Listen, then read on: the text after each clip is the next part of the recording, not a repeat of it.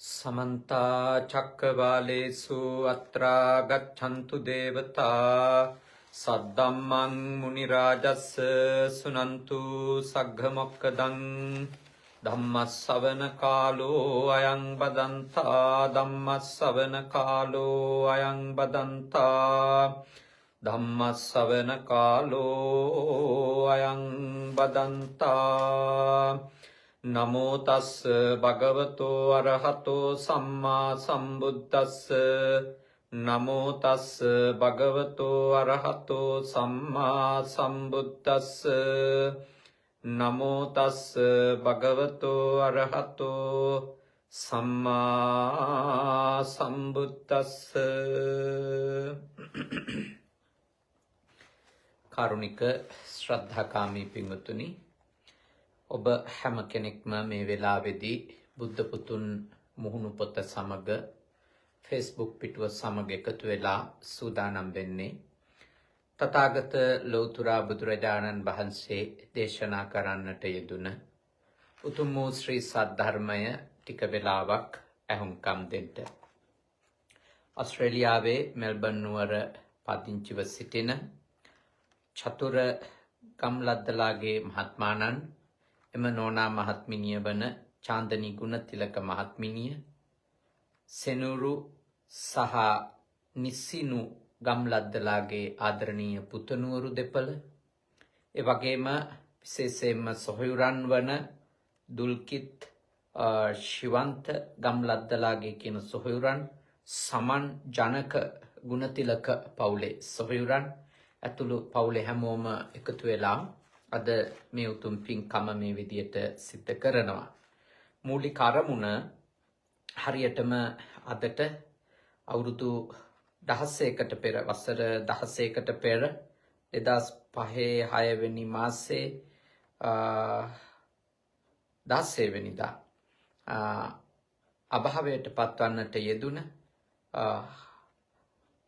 මහවැව හලාවත ප්‍රදේශයේ මහවැව පදිංචිව සිටි චතුර මහත්මයාගේ ආදරණීය අම්මා චිත්‍රා රංවල මාතාවට පින් දෙන්නටත් වසර එකහමාරකට කලින් අභාවයටපත් චතුර මහත්මයා ඇතුළු සොහොයුරන්ගේ ආදරණීය පියාණන් විජය වික්‍රම පියාණන් ගම්ලද්දලාගේ විජය වික්‍රම පියාණන් ඒ දෙපළට පින් අනුමෝදන් කරන්නට අද මේ පින්කමේදී බලාපොරොත්තු වෙනවා. තමතරව චාන්දනී නෝනා මහත්මියගේ දෙමව්පියන් හලාවත පදිංචි ආදරණීය පියාණන් සෝමවීර ගුණතිලක මෞතුමිය වන සුසිලා ගුණතිලක යන පිරිසටත් ඒ වගේම සෙනෙරු නිසිනු දරුවෝ දෙන්නට වගේම අනෙක් සොහොයුරන්ට සහ ඒ පවුලේ සියලුම දුවා දරුවන්ටත් ආශිර්වාද කරන්නට තමයි අද චතුර මහත්මයා මේ උතුම් පින්කම තමන්ගේ නෝනා මහත්මිනියත් අනිකුත් ලංකාවේ ජීවත් වෙන සහෝදර පිරිසත් සම්බන්ධ කරගෙන සිද්ධ කරන්නේ.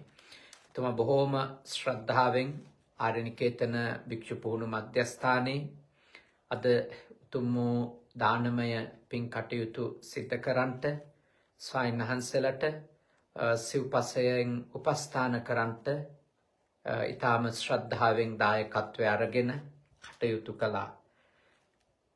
තාම ශ්‍රද්ධාවෙන් මේ කටයුතු කරන්නේ විශේෂයෙන්ම අම්මට පින් අනුමෝදන් කරන්නටත් මව්ගේ සැමරුම් දිනය නිසා පියාණන්ට පින් අනුමෝදන් කරන්නටත් අපේක්ෂාවෙන් ඒ වගේම සුජීවත්ව සිටින නෝනා මහත්මියගේ ආදරණීය අම්මා තාත්තා දෙන්නට ආශිර්වාද කරන්න අම්මා තාත්තගේ වටිනාකම අවබෝධ කරගත්තු දරුවෝ ලෝකේ කොයි රටක ජීවත් වුණත් මියගිය අම්මා තාත්තා වෙනුවෙන් පින්පෙත් අනුමෝදන් කිරීම සඳහා උතුම් පින් කටයුතු මේ විදියට සිද්ධ කරනවා.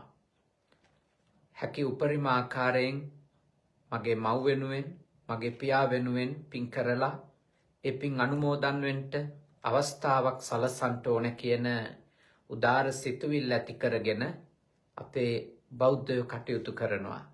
ඒ විතරක් නෙමෙයි සුජීවත්ව සිටින අම්මා තාත්තට සැලකිලි සංග්‍රහ කරමින් ඇත්තන් බලා කියාගෙන අම්මා තාත්තා වෙනුවෙන් කළ යුතු යුතුයකම් කරන්නටත් බෞද්ධයෝ ඊටාම ශ්‍රද්ධාවෙන් කටයුතු කරනවා. බෞද්ධයෝ විතරක් නෙමෙයි අන්‍ය ආගමික අය වුණත් අම්මට තාත්තට සලකන එක ලෝකෙ පුරාම දකින්ට ලැබෙන ශිෂ්ට සංස්කෘතියක්. වැදගත් සංස්කෘතීන්හි තිබෙන උසස් ශ්‍රේෂ්ඨ මිනිස්සුන්ගේ තිබෙන උදාර ගතිගුණයක්. ඒ නිසා ඔබ හැම කෙනෙක්ම අද චතුර මහත්මයා ඇතුළු පින්වත් පිරිසත් එවැනි උතුම් ගුණවත් සිතුවිල්ලක් ඇති කරගෙන තමයි මේ උතුම් පින්කම සිද්ධ කරන්නේ. අපි සතුටු වෙනවා මේ උතුම් පින්කම අද දවසේ සිද්ධ කරලා දෙන්න එයත්න් වෙනුවෙන් අවකාශයක් උදා වීම ගැන. ආදරණීය අම්මටත් තාත්තටත් මේ පින් අත් වේවා. උතුම් නිවනම අවබෝධ වේවා කියන උදාර සිත ඇති කරගෙන දැන් අපි ධර්මානුශාසනාවට අවධානය යොමු කරමු.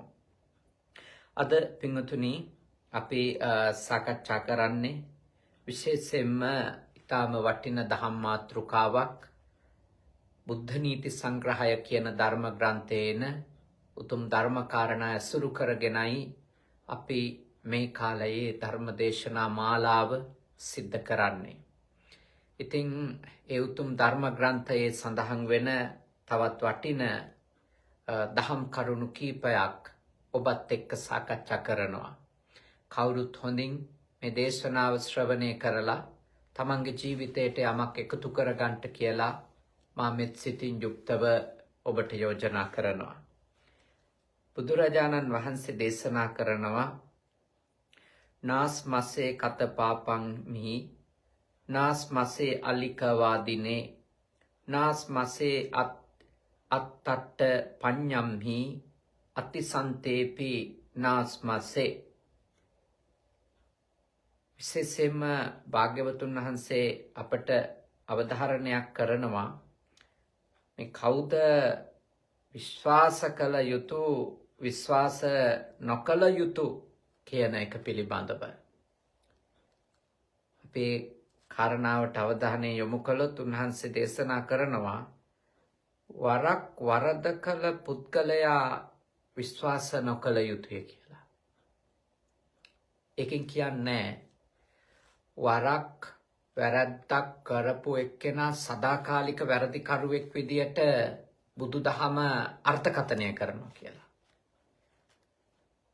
හැබැයි එක සැරයක් වැරද්දක් කරපු කෙනෙක් 100%ක්ම ආයතේ වැරද්ද කිසි කලකවත් නොකරයි කියන විශ්වාසයක් ඇති කරගන්න යෑම අර්ථයකින් තොර දෙයක්. ඒක නොකළ යුතුයි. විමසිල්ලෙන් ඉඳීම කළ යුතුයි. ඒත් සැකකරමින් යෑම හෝ අධික ලෙස විශ්වාස කරගෙන කටයුතු කිරීම හෝ නොකළ යුතුයි. විමසිලිමත් මධ්‍යස්ථ සිතකින් එවැනි අය සම්බන්ධව කටයුතු කිරීම තමයි බුදුදහම අනුමත කරන ක්‍රමවේදය. බුදුදහම අගය කරන සහ ඔබට යෝජනා කරන ක්‍රමවේදය. කෙනෙක් යම්කිසි වැරද්දක් කරා කියන එකේ අදහස එයාගේ මනසට වසඟ වුණා කියන එක. එයාගේ මනසේ පැන නැගිච්ච රාගය මත හෝ ද්වේෂය මත හෝ මෝහය මත හෝ පදනම් වෙච්ච ආවේගයකට එයා ගොදුරු වුණා කියන එක තමයි කෙනෙක් වැරද්දක් කළා කියන එකේ අදහස.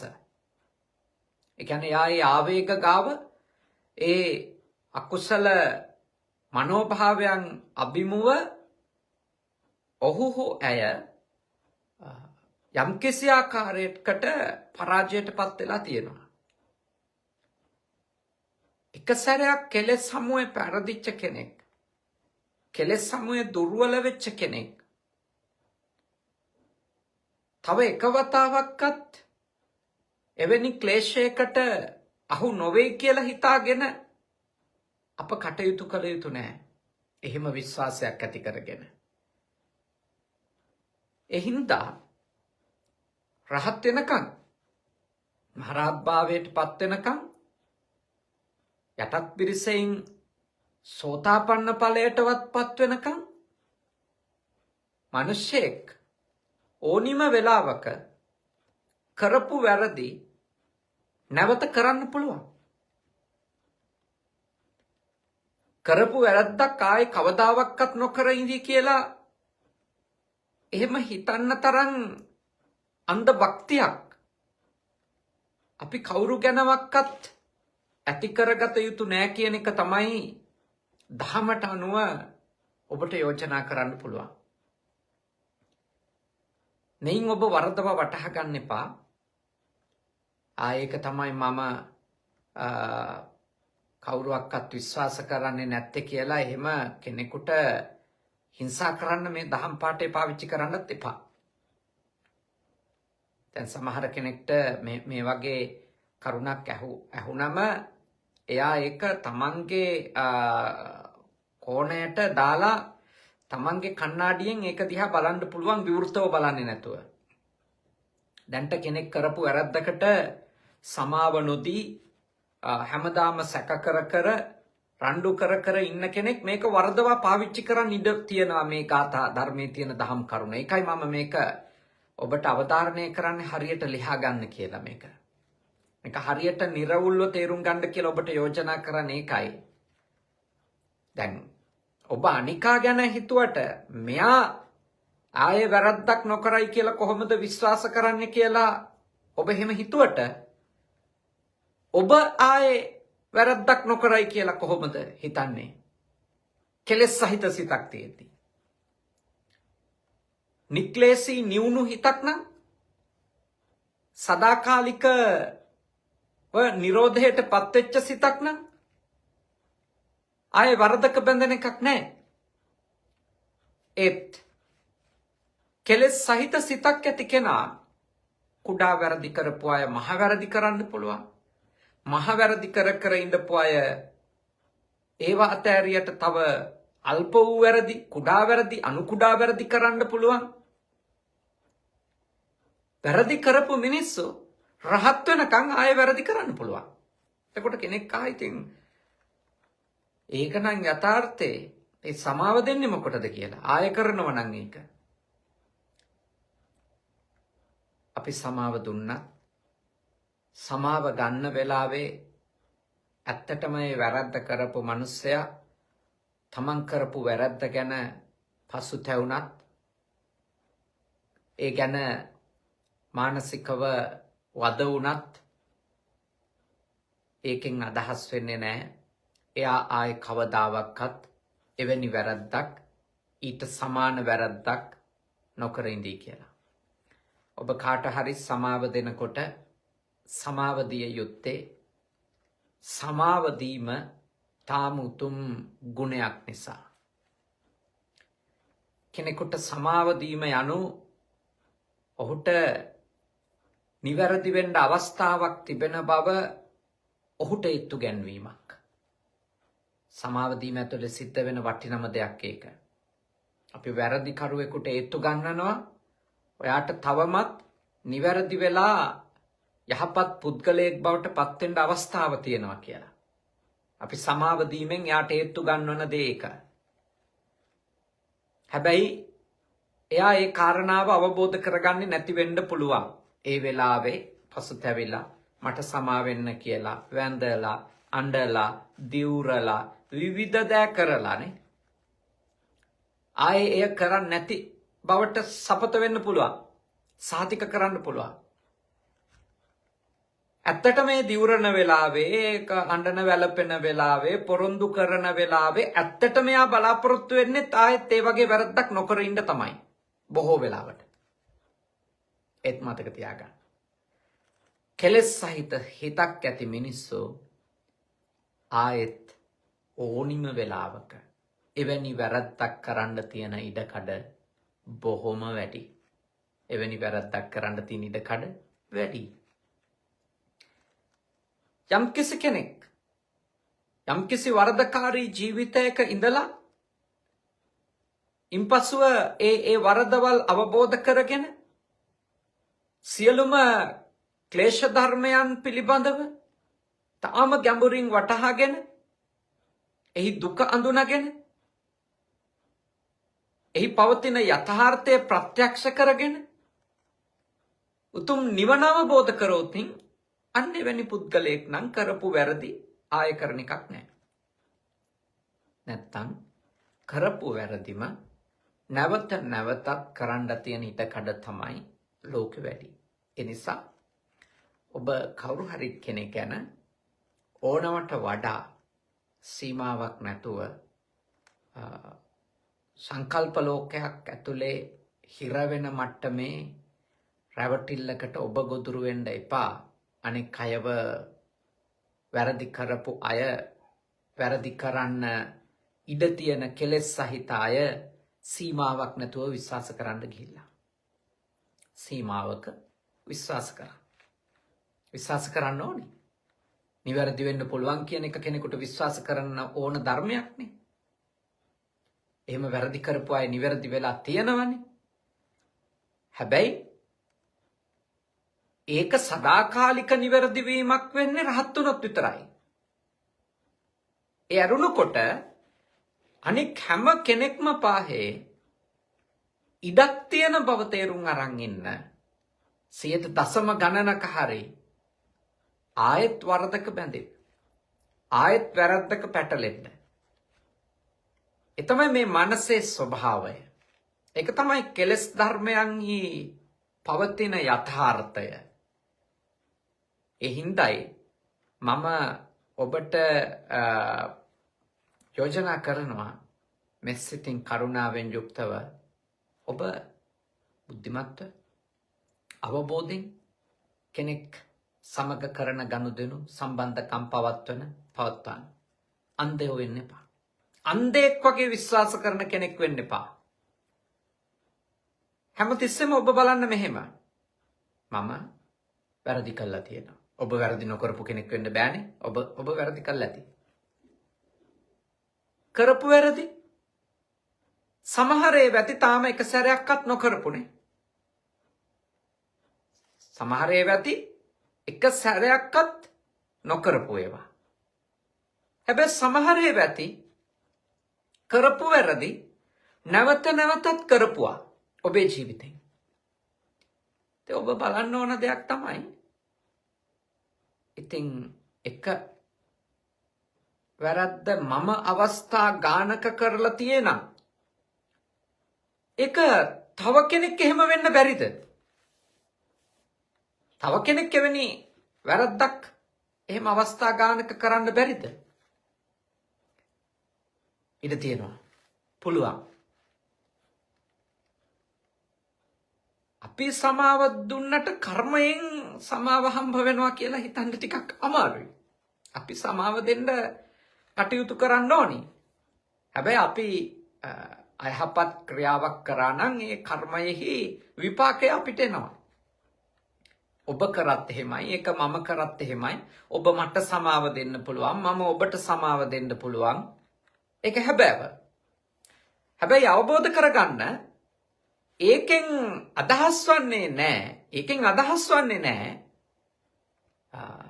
එයා කරපු කර්මයේ විපාකය අම්මගෙන් සමාව ලැබීම නිසා, තාත්තගෙන් සමාව ලැබීම නිසා, සැමියාගෙන්, බිරිඳගෙන්, ශිෂ්‍යයාගෙන්, ගුරුවරයාගෙන් එහෙම සමාව ලැබෙනවනේ එක එක්කෙනාට. එහෙම සමාව ලැබුණා කියලා තමන් කරන ලද කර්මයේ විපාකවලට එයාට බොහෝ වෙලාවට අහෝසි වෙලා නොගියොත්, අහෝසි කම්ම තත්වයටපත් වෙන එහෙම තත්වයක් උදා වුණේ නැතොත් බොහෝ විට එක්ක මේ භවයේ, එක්ක ඉදිරි භවයකදී, එක්ක ආසන්නම භවයකදී ඔහුට හෝ ඇයට කර්මයේ විපාක එනවා. අපි සමාව දෙන්න කිසිසේත්ම පැකිලෙන්න ඕන නැහැ කෙනෙකුට. ඒකෙන් අපි උද්‍යෝගිමත් කරනවා කෙනෙක් ඔබට නිවැරදි වෙන්න පුළුවන්. අපි උදව් කරනවා ඔබට නිවැරදි වෙන්න කියලා. ඒකයි සමාව දෙන එකේ මූලික අදහස. ඊළඟට භාග්‍යවතුන් වහන්සේගේ ධර්මයේ සඳහන් වෙනවා බොරු කියන්න ආත විශ්වාස නොකළ යුතුය. දැන් බොරු කියන කෙනා එයාගේ ස්වභාවය බොරු කීම නම් එවැනි අයව විශ්වාස කරගෙන කටයුතු කරන්න තරම් අන්ධෙක් වෙන්න එපා. මොකද බොරු කියන්න පුළුවන් එක්කෙනාට බොරු කියන්න ලැජ්ජ බය නැති එක්කෙනාට සාමාන්‍යයෙන් ඕන දෙයක් කරන්න පුළුවන්. මොකද ඕන දෙයක් කරලා යාට තියෙන බොරුවක් කියන්න විතරයි. එහින්දා ඔබ ඊටාම බුද්ධිමත් සීකල්පනාවෙන් අනෙක් අයව ඇසුරු කරනකොට කටයුතු කරන්න ඕන. සිහිකල්පනාවෙන් ඉන්න ඕන හොඳට යෝනිසෝ මනසිකාරය පවත්වගෙන බොරු කියන මිනිස්සෙකුට කරන්න බැරි නරක දෙයක් නැති බව දැනගෙන ඉන්න ඕන. මොකද එයාගේ ජීවිතේ බොරු කීම කියන එකට අබ්බැහි වුණාට පස්සේ කෙනෙක් එයාගේ මනස රවට්ටගෙන ඉවරයිනේ යා. يعني බොරු කියන එක්කෙනා ඉස්සෙල්ලම තමන්ව රවට්ට ගන්නවා. තමන්ව රවට්ටගත්තු කෙනාට, තමන්ව රවට්ටගෙන ඉන්න කෙනාට අනෙක් අයව රවට්ටන එක ඉතාම සරලයි. ඒකෙච්චර දුෂ්කර අමාරු කාරණයක් නෙමෙයි. අමාරු දෙයක් නෙමෙයි ඒක. බොරු කීමට ඇබ්බැහි වෙච්ච මනසක රටාව එක. තමන් රැවටීම, තමන්ව රවට්ටගෙන අනුත් රැවටීම. එහින්දා බොරු කියන අයව තදින් විශ්වාස කරන්න යන්න එපා. බොරු කියන කෙනෙක් වුණත් පසුකාලීනව ඇත්ත කියන කෙනෙක් බවට පත් වෙන්න පුළුවන්. එක බොරුවක්වත් නොකියන මට්ටමට එයාගේ හිත හදාගන්න, නිවැරදි කරගන්න, දියුණු කරගන්න යාට පුළුවන්. ඒ අවස්ථාව තියෙනවා. මේ බොරු කියපු කෙනෙක් කියන්නේ සදාකාලික පව්කාරයෙක් නෙමෙයි. හැබැයි මේ සාමාන්‍ය ජීවිත ගත කරද්දී දිගින් දිගටම බොරු කීමට ඇබ්බැහි වෙච්ච කෙනෙක්ව ඕනවට වඩා විශ්වාස කරලා කටයුතු කරන්න යන්න එපා. ඒක ගොඩක් අනතුරු වලට ඔබ නැවතත් ඇද වැටෙන්න පත් වෙන්න හේතු විය හැකි. ඒක තමයි මේ මහ පොළවේ තිබෙන සමහර යථාර්ථයන් ඒවනේ. ඒක විය හැකි දේවල්.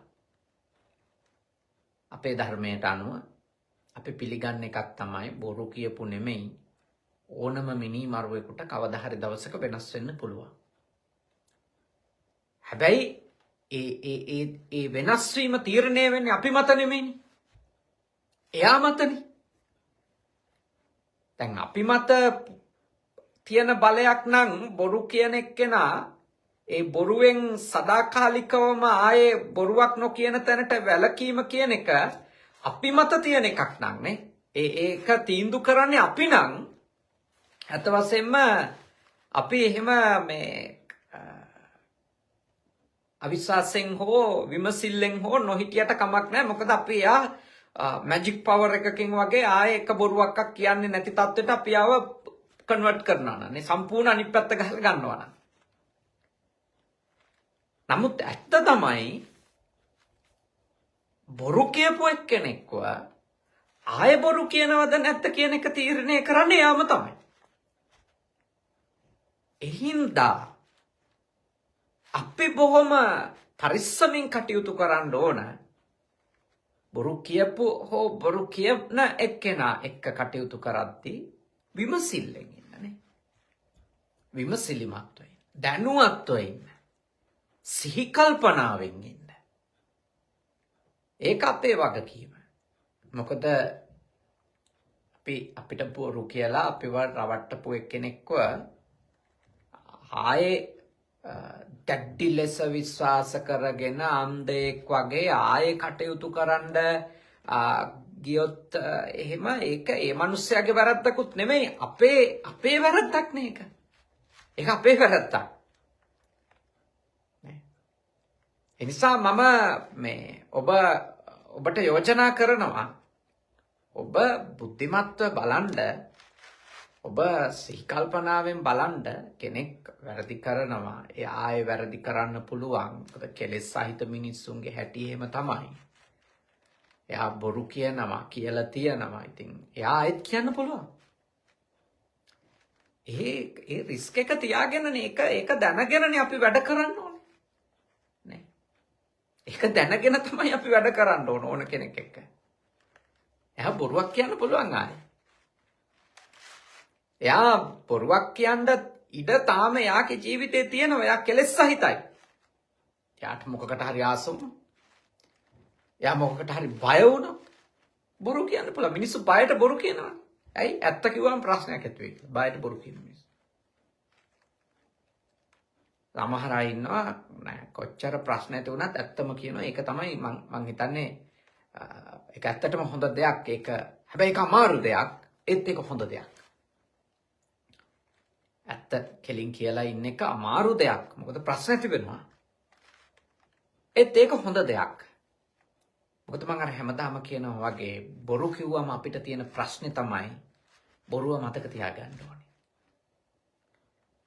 ඇත්ත කිව්වම තියෙන වාසනාවන්තම දේ තමයි ලොකුම වාග්ය තමයි කියපු ඒවා මතක තියාගන්න ඕනේ. මොකද හේතුව කියලා තියෙන්නේ ඇත්ත නම්. ඉතින් අමුතුවෙන් මතක් කර කර ඉන්න දෙයක් නැහැ. ඇත්ත එකපාරටයි ඇත්ත. ඒක මේ වර්ණ ගොඩක්කින් එන එකක් නෙමෙයි. ඒකේ හංග හොය ලියා තියාගෙන ඉන්න දෙයක් නෑ. බොරු කීමේ තියෙන අවාසනාව තමයි බොරු කියපු මනුස්සයාට පුදුම මතක ශක්තියක් තියෙන්න ඕන. උදේ කියපු බොරුවයි හවස කියන එකයි අතර ගැටණයක් නොවෙන්නනේ. ඒව හරි අමාරු වැඩ. ඒව හරි කරදර දේවල්. එනිසා ඔබ බොරුවෙන් වළකින්න ඒ වගේම ඔබ බොරු කියලා තියෙන නිසා ඔබ දන්නවා බොරු කියන මනුස්සයෙකුට කියන්නේ ඒකට ඇබ්බැහි වුණොත් එයා ඒ මනසට වසඟ වුණොත් එයා හසුරවන ඒ චෛතසිකවලට එයා වසඟ වුණොත් වෙන්න පුළුවන් හානිය තමයි විය හැකි නරකම දේ තමයි එයා නැවත නැවත බොරු කියන්න තියෙන ඉඩ කඩ. ඒ හින්දා බොරු කියන එක්කෙනාව 100% විශ්වාස කරන කෙනෙක් වෙන්න එපා. විවෘතව තියන්න. බොරු කියන කෙනෙක්ගේ කටින් ඇත්ත කියවෙන්නත් පුළුවන්. ඉතින් විවෘත වෙන්න. විවෘත වෙන්න. මෙයා නම් බොරුකාරයමයි ජීවිතේට ඇත්ත කියන්නේ නැහැ කියලා එහෙම කොන් කරන්න අන්තගාමීව යන්නත් එපා. ඒ වගේම තමයි අනේ එහෙම බොරුවක් කිව්වට ආයේ ජීවිතේට බොරුවක් කියන එකක් නැහැ කියලා මෝඩෙක් වගේ රැවටෙන්න යන්නත් එපා. සිහි කල්පනාවෙන් ඇසුරු කරන්න. ඒ ගෙවන මොහොත තුල සිහි කල්පනාවෙන් එවැනි පුද්ගලයොත් එක්ක තැනැත්තන් තැනැත්තියන් එක්ක කටයුතු කරන අය වෙන්න. ඒ කාරණාව ඔබට ගොඩක් ප්‍රයෝජනවත් වෙයි. ඊළඟට භාග්‍යවතුන් වහන්සේ දේශනා කරනවා තමා ගැනම බලන්නාද විශ්වාස නොකළ යුතුය.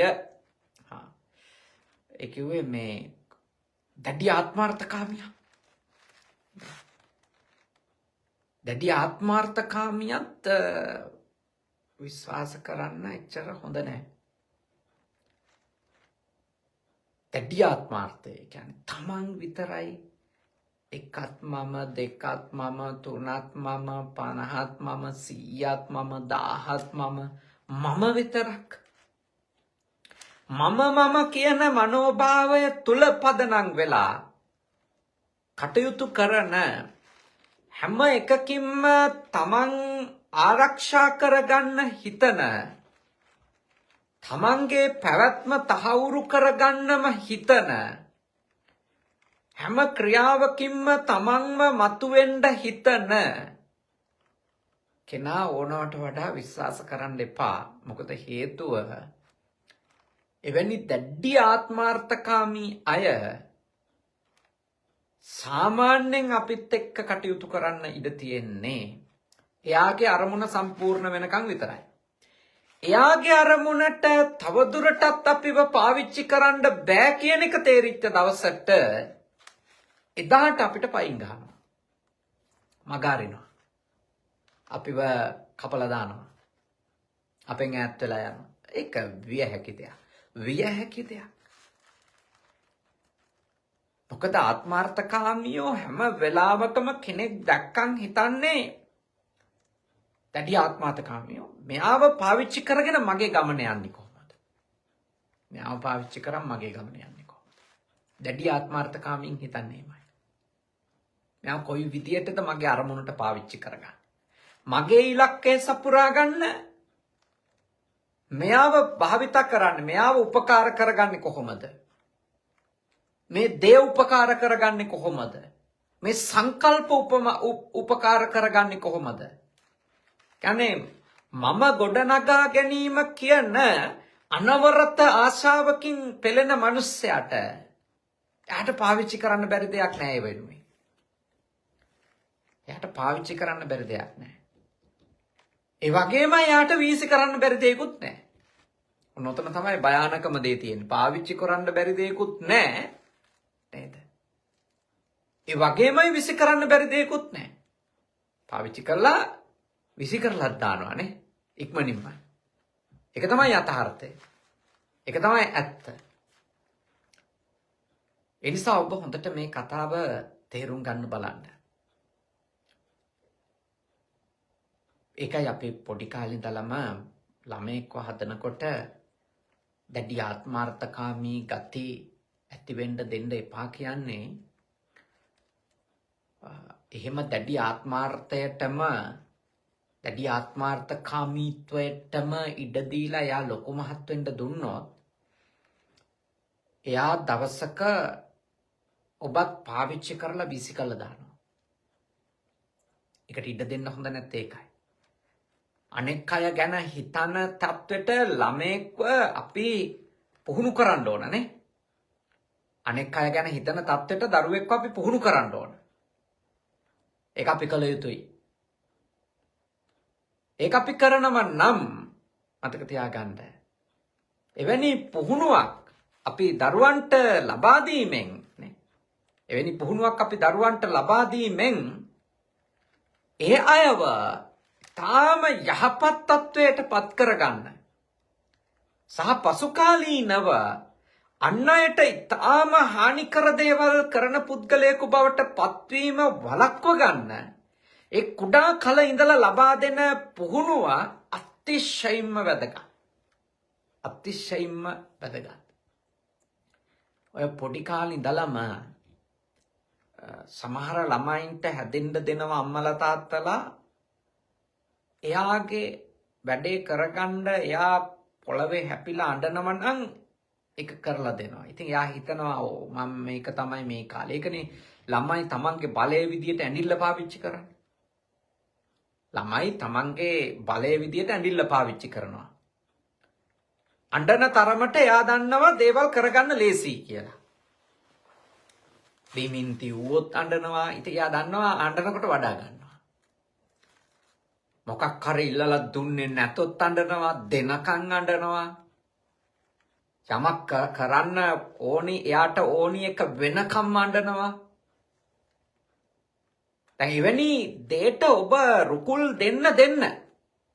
එයා අඬන්න ඔබ අඬන එක යාට කරන්න හෝ යාට පහසු විදියට සලස්සල දෙන්න ඔබ හදන්නේ භයානක මිනිස්සෙක්. භයානක මිනිස්සෙක්.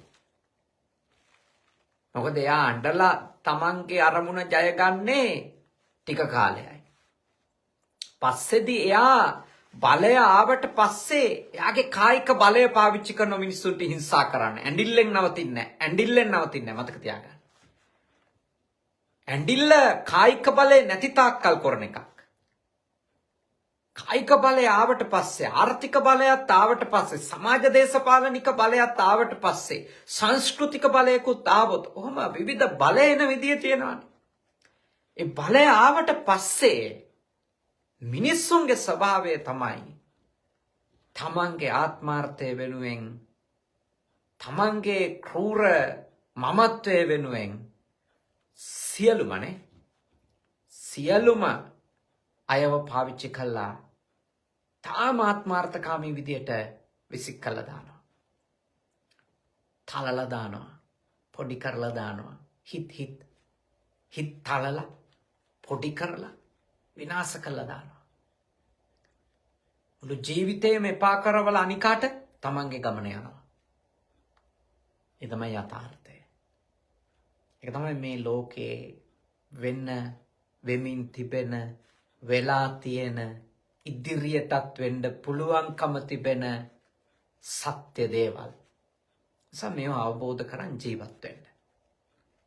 ආත්මාර්ථය බහුල අයව ඕනවට වඩා විශ්වාස කරන් ඉන්න එපා. අද ඔබට පණ දීගෙන ඉන්න පුළුවන්. මොකද හේතුව ඒ ඉන්නේ ඔබව තාම පාවිච්චි කරන්න පුළුවන් නිසා සහ එයාගේ ගමනට ඔබ ප්‍රයෝජනවත් නිසා වෙන්න පුළුවන්.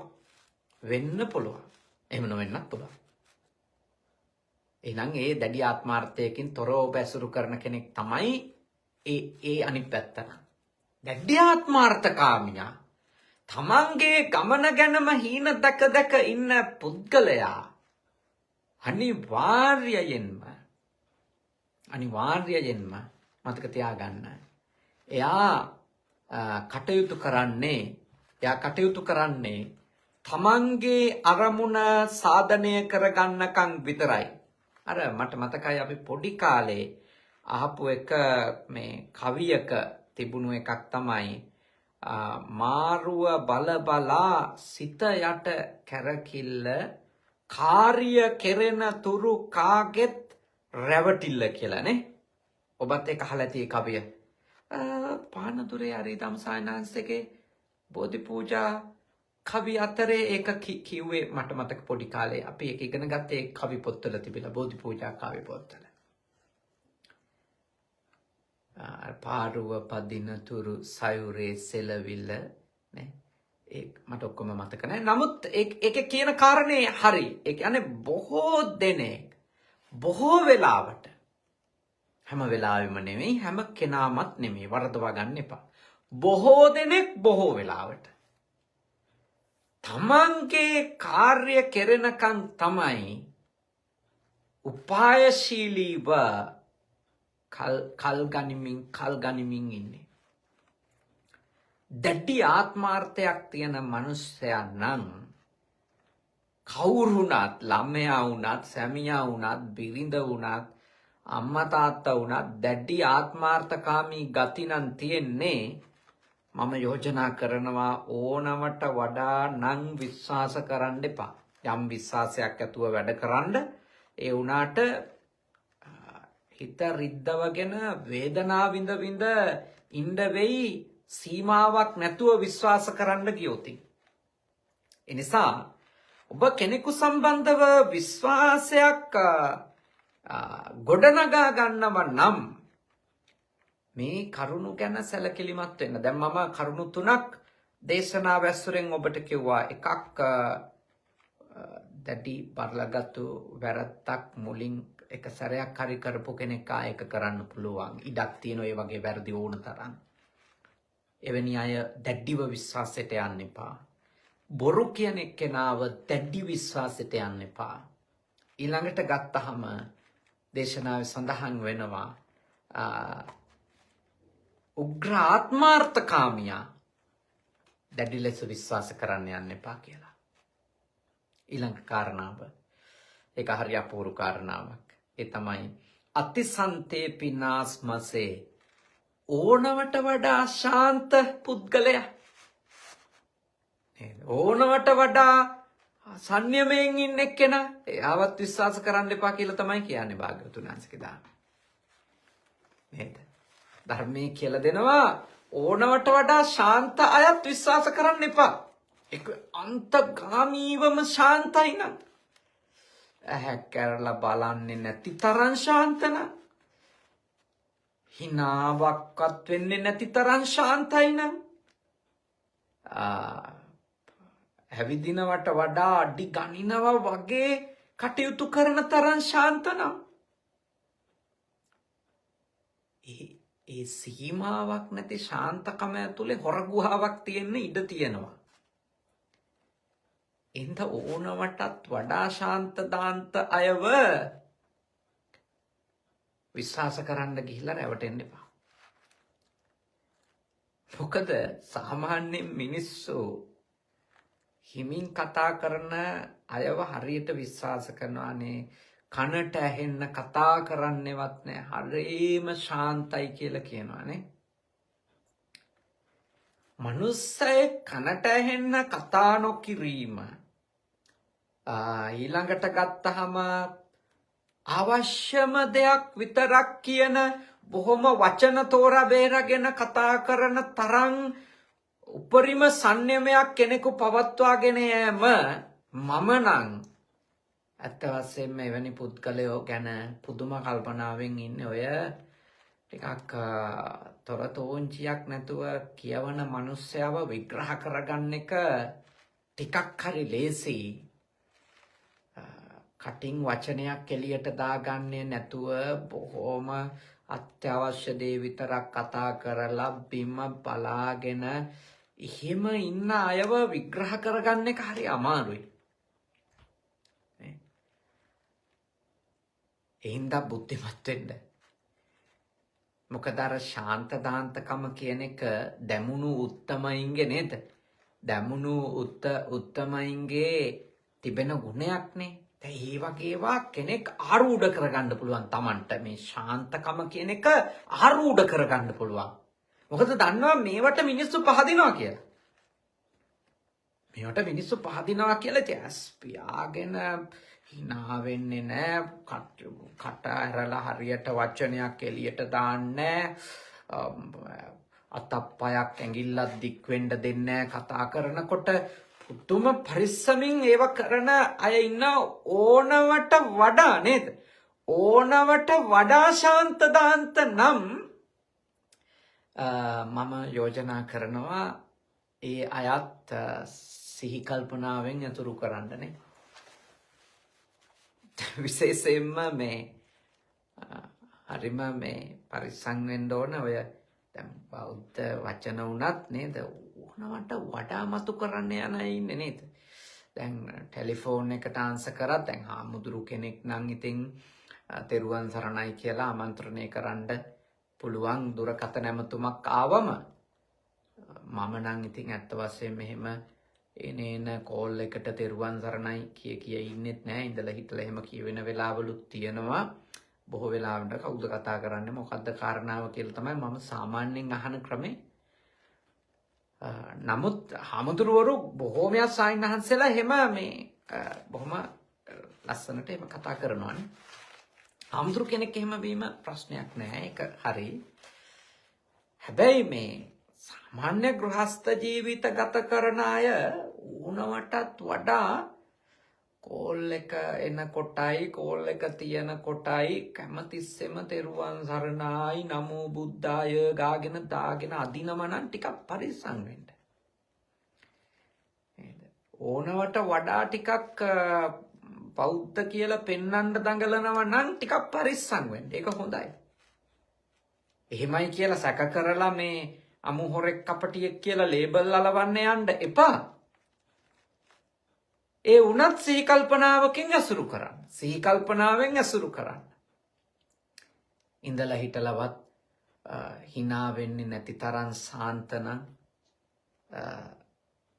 අනිත් අය එක්ක සාමාන්‍ය විදියට කතා කරන්නේ නැති තරම් ශාන්තනම් ඔළුව උස්සලා මූණ කෙලින් බලන්නේ නැති තරම් ශාන්තනම් කොච්චර හරි මේ ඉන්නේ වෙනමම පුහුණුවක වෙනමම ලෝකෙක ඉන්න එක්කෙනෙක් වගේ පෙන්නමින් නම් සිහි කල්පනාවෙන් ඇසුරු කරන්න. එච්චරයි. ඒ වගේ අය සිහි කල්පනාවෙන් ඇසුරු කරන්න. ඇසුරු නොකර ඉන්න එපා. සිහි කල්පනාවෙන් ඇසුරු කරන්න. විශ්වාස කරන්න යන්න එපා මේ තමයි නියම තැනැත්තා තැනැත්තිය කියලා. මේ තමයි උපරිම සංයමයේ ප්‍රතිමූර්තිය, සංයමයේ සංවරකමේ පරමාදර්ශය කියලා බොරු මනස්කාත ලෝකවල එහෙම හිර වෙන්න යන්න එපා. ලෝක අමාරුවේ වැටෙනවා කියලා. අන්තිමට තමන්ට හිතා ගන්නත් බැරි වෙයි තමන් මේ කොයි මේ ලෝකෙක ගෙනහිල්ලා මේ නවත්තයිද කියලා නේ. ඒ නිසා ඔබ මේ ඊටාම මේ බුද්ධිමත් වෙන්න, ඊටාම මේ ප්‍රඥාවන්ත වෙන්න මේ තමන් ඇසුරු කරන අය ගැන සාන්තය ඇත්තටම ශාන්තයි ඉන්න පුළුවන්. ඇත්තටම දමණය වීම නිසා එවැනි දැමුණු ගති පේන අය ඉන්න පුළුවන් නේ. එතකොට මේ ඒකෙන් මතක තියාගන්න ඒකෙන් වැරදියට ප්‍රයෝජන ගන්න අයත් ඉන්නවා ඒ වගේ අය අනුකරණය කරලා. ඒ වගේ ඇත්ත අයගේ උතුම් ගුණ ආරූඪ කරගෙන බොරුවට ඒක සලුවක් වගේ පොරෝගෙන තමන්වත් රවට්ටගෙන අනුනුත් රවට්ට ජීවිතේ ගත කරන්න පුළුවන් අය ඉන්නවා. ඒ නිසා ඉතින් තමන්ගේ ජීවිතයට ලං කරගන්නව නම් කෙනෙක් දැඩිව මේ වගේ ගති තියෙන අය ගැන ටිකක් සැලකිල්ලක් වෙන්න නේද? සැලකිල්ලක් වෙන්න. ඉතින් හොඳයි. ඊටාම ශ්‍රද්ධාවෙන් මං හිතනවා ඔබ වටින කරුණු කීපයක් වටින කරුණු කීපයක් ඔබ ශ්‍රවණය කළානේ. වටින කරුණු කීපයක් ඔබ මේ අහුම්කන් දුන්නා. දිගටම කෙනෙක් ප්‍රශ්නයක් ඇහුවා මේ තමන් බෞද්ධ මුලින් පස්සේ ක්‍රිස්තියානි දැන් බණ ඇහුවොත් පව් සිද්ධ වෙනවද කියලා. ඉතින් සත්‍ය ඇහුවට කාටවත් පව් සිද්ධ වෙන්නේ නැහැ. දැන් සත්‍ය දෙයක් නම් ඔබට මේ දේශනාව ඇතුලේ ඇහුණා. ඉතින් ඒක ඇහුවා කියලා ඔබට මේ පව් සිද්ධ වෙන්න විදියක් නැහැ. එහෙම පහක් වෙන්නේ නැහැ. මොකද හේතුව මේ සත්‍ය ඇහිමට කවුරු හරි ඒ කියන්නේ දඬුවම් දෙනවා නම් දෙවියෙක් ඒ දෙවියෝ ගැන ප්‍රශ්නයක් තියෙනවා. සත්‍ය නේද? ඒකට දඬුවම් දෙනවා නම් හෝ හානි කරනවා නම් ඔබ මුනාගමේ හිටියත් ඔබ අවබෝධයෙන් ඉන්න. සත්‍ය දැනගන්න. සත්‍ය දැනගෙන සත්‍ය අවබෝධ කරගෙන ඔබ කරන කටයුතු කරන කෙනෙක් වෙන්න. එතකොට ඔබට හැම පැත්තකම ආශිර්වාදයක් තියෙයි. හැබැයි බයේ නම් ආගම් තෝරගන්නත් එපා, ආගම් අතාරින්නත් එපා, ආගම් පස්සේ යන්නත් එපා කියලා මම යෝජනා කරනවා. බයට තැති ගැනීමට ඒ වගේ දේවල් මත මේ ආගම් පස්සේ යන්නෙම ආගම් බුද්ධ ආගමට හෝ මොන ආගමට හෝ මිනිස්සු වැඩිපුරම ඉන්නේ බය ඇතුලේ තමයි. නමුත් මම ඔබට යෝජනා කරනවා ධර්මයේ මත පදනම් වෙලා ඔබ ධර්මය වගේ දෙයකින් බුදුදහම වගේ දෙයකින් නම් ඔබ බලාපොරොත්තු වෙන්න ඕන දේ තමයි අවබෝධය කියන එක. නුවණ දියුණු කර ගැනීම කියන එක. නුවණ දියුණු කර ගන්නවට යේසුස් වහන්සේ විරුද්ධ වෙන්නේ නැහැ මම දන්න තරමට. යේසුස් වහන්සේත් මිනිස්සුන්ට නුවණ දියුණු කර ගන්න එතුමාගේ ඥානයේ ප්‍රමාණයට හෝ එතුමා ඉගෙනගත්තු ධර්මයට අනුව එතුමා මිනිස්සුන්ට මඟ පෙන්වලා තියෙනවා. එහෙම අනිත් ආගමික ගුරුවරුත් එහෙම මිනිස්සුන්ට නුවණ දියුණු කරගන්න මඟ පෙන්වලා තියෙනවා. බුදුදහම නම් 100%ක්ම මිනිස්සුන්ට මඟ පෙන්වන්නේ ප්‍රඥාව දියුණු කරගන්න, චිත්ත ඒකාග්‍රතාවයේ සමාධිය දියුණු කරගන්න, ඒ වගේම කායික වාචසික මානසික නිවැරදි බව හෙවත් සීලය දියුණු කරගන්න.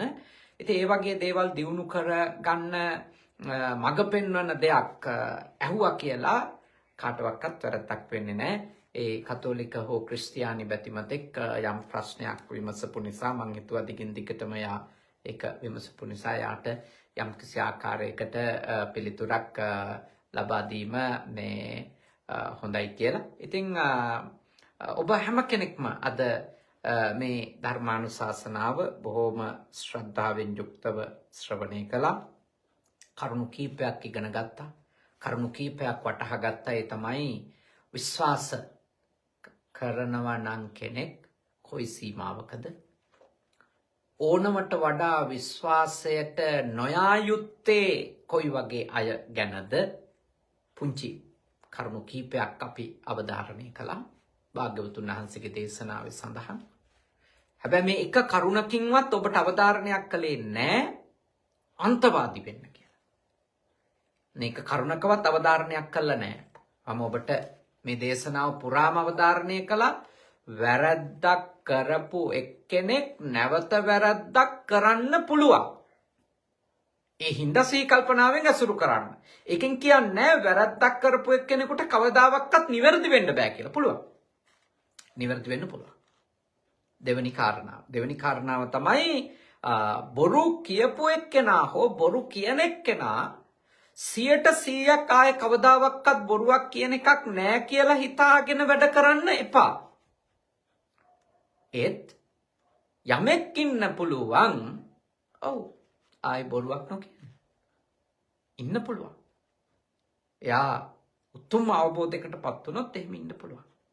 ඒ නිසා ඔන්න ඔය කරුණෝ අන්තගාමී නොවි මධ්‍යස්තව ධර්මයට පටහැනි නොවන ආකාරයට මේ කරුණෝ හරියට විග්‍රහ කරගෙන කාටවත් හිංසා කරන්න මේ කරුණු පාවිච්චි කරන්නෙත් නැතුව කාටවත් දැන්ට දෙමින් තියෙන අමාරු වෙලාව දිගින් දිගටම දෙන්න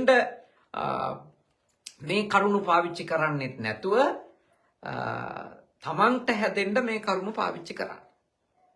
එතකොට තමයි මේ දේශනාවෙන් උපරිම ඵල ඔබට ලබා ගන්නට පුළුවන්කම තිබෙන්නේ. ඉතින් අද අපේ චතුර මහත්මාණන්ට එම නෝනා මහත්මිනියට බොහොම සතුටු වෙන්න පුළුවන් දවසක්. මොකද හේතුව උතුම් ධර්මානුශාසනාවක් දේශනා කරවවන්ට යෙදුණා. අද උතුම් මහා සංඝ රත්නයේ උදෙසා දම්පැන් පූජා කරන්නට යෙදුණා. ඒ වගේම තමනුත් ධර්මයේ ශ්‍රවණය කළා. තව විශාල පිරිසකට ධර්මයේ ශ්‍රවණය කරන්නට අවකාශය සලස්සලා දුන්නා. ඒ සියලුම ආකාරයෙන් රැස් කරගත්ත පින් චතුර මහත්මයාගේ ආදරණීය අම්මා ගම්ලද්දලාගේ චතුර මහත්මාණන්ගේ ආදරණීය මල්තුමිය, ඒ වගේම මම හිතනවා දුල්කිත් ශිවන්ත ඒ අයගේ ආදරණීය අම්මා වෙන්න ඕන. අම්මා අවුරුදු 16කට කලින් අද වාගේ දවසක අභාවයටපත් වෙච්ච මහවැව තියෙන්නේ හලාවත කිට්ටුව මාරවිල පහු කළාට පස්සේ තමයි මහවැව හම්බ වෙන්නේ. මහවැව පදිංචිව ඉඳලා අභාවයටපත් වෙච්ච ඒ ආදරණීය මෞතුමිය චිත්‍රා රංවල මාතාවත් මිට අවුරුදු 1මාරකට කලින් අභාවයටපත් වෙච්ච පියාණන් ගම්ලද්දලාගේ විජය වික්‍රම පියාණන්ටත් ඒ වගේම බණහපු ඔබ නමින් මිය ගිය සියලු නෑයන්ටත් ඉහත සඳහන් කරපු චතුර මහත්මයා නමින් චාන්දනී නෝනා නමින් මිය ගිය සියලුම දෙනාටත් මේ පින් අත් වේවා, සුවපත් වේවා, සැපවත් වේවා, දුකින් මිදේවා. ඔබේ අපගේ ඥාති හිත මිත්‍රාදීන් සියලු දෙනාම මේ පින් අනුමෝදන් වී උතුම් අමා මහ නිර්වාණ ධර්මයම සාක්ෂාත් කරගනිත්වා. සාදු සාදු සාදු.